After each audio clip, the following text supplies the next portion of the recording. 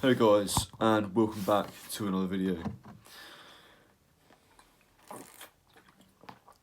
Today we're going to talk about balance. Now, I am a big advocate for balance, and I think it's really relevant in self-help actually, and self-improvement, because the word balance has become something of a dirty word in self-improvement. Like, you look at people like Wes Watson, who's like hugely successful, makes a lot of money, and he sort of says the number one thing that he hates is people going out on a Friday night and calling it balance, or like eating loads of fast food and calling it balance, all this kind of stuff. However, I think balance is not a bad thing. I think actually the perfect life depends on balance. If you look at nature, nothing is good in excess. Like the size of a bicep on a human being, it can be both too big or too small.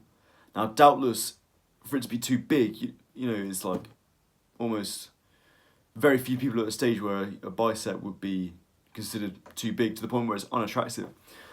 But it doesn't mean it's impossible to get to a point where sort of muscles just look too big. Like, I'm talking like, let's say your bicep went up to like here, like for most people that would be too much. I'm not saying it's realistic to get that, but there's a point with everything that exceeds where it is too much. It is too much. And the human body is only beautiful if everything is well proportioned. If you have if all the muscle groups are roughly the same size. Likewise, a person is only really a fantastic person if they have some range of good qualities. You don't want someone who's just super disciplined and is not. What I like about David Goggins is really disciplined guy, but he's actually really. He seems like he comes across really well on podcasts. Like he's not the funniest guy on the planet, but he's got a sort of human side like everyone else. That's really important. If he was just a big hard guy who did lots of marathons, it's like he wouldn't be as appealing to me anyway. But likewise, if someone's just friendly, they're generally a bit annoying. Like you need a bit of discipline to go along with just you can't just be a nice person. And in the perfect life, you don't just want success. You don't just want money. You need friends and family to to give it meaning. But that doesn't mean you just need friends and family. You can't reject your success and just focus on family and expect to sort of feel fulfilled at the end of your life. It's like you need some kind of balance, and it's really difficult to get it. I think the most difficult thing in life is to find a good balance, and most people don't find it. I think, but I think it's something to bear in mind. Is like, because in a sense it's very easy to get stuck on one thing. Just focus on the gym, or just focus on building a business, or just focus on building like good relationships. The real challenge comes in doing a little bit every day to work towards everything every day. Having a little bit of fun with your friends at the end of a long day, but still having the discipline to go, okay, this is my second beer, I'm going to stop now because tomorrow I've got to get up early and go to the gym, and then I've got to work on a business, or something like that, right? That's really hard to do. Anyone can just cuss out all the friends in his life and just work on a business and go to the gym and grind really hard. And there's a place for just doing any one thing. Like, I get that. Like, sometimes you just need 6 months to just focus on business and cut out friends. Cut out fun things with friends. I can make that argument. Sometimes you don't need to worry about business, and it's better just to have some fun with your friends and build good relationships. I get that. But as a general life, like, you have to integrate them all in some extent, to some degree.